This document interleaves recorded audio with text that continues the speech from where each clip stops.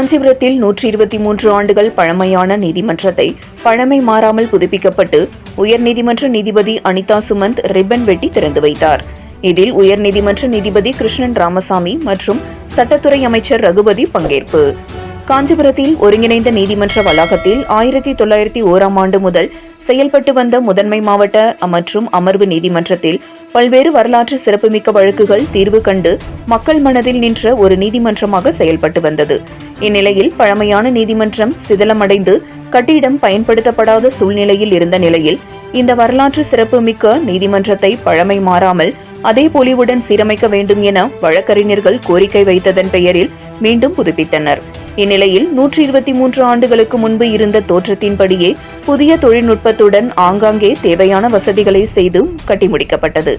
இந்நிலையில் 123 ஆண்டுகள் பழமையான நீதிமன்றம் பழமை மாறாமல் புதுப்பிக்கப்பட்ட மாவட்ட முதன்மை மற்றும் அமர்வு நீதிமன்றத்தை சென்னை உயர்நீதிமன்ற நீதிபதி அனிதா சுமந்த் ரிப்பன் வெட்டி பயன்பாட்டிற்கு கொண்டுவரப்பட்டது.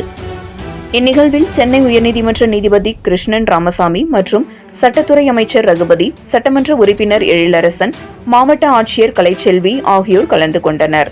மேலும் நீதிமன்றத்தில் உள்ள வழக்கறிஞர்கள் ஏராளமானோர் கலந்து கொண்டு சிறப்பித்தனர். திறப்பு விழா நடைபெற்று முதன்மை மாவட்ட மற்றும் அமர்வு நீதிபதி செம்மல் இருக்கையில் அமர்ந்து வழக்கு பணியை தொடர்ந்தார்.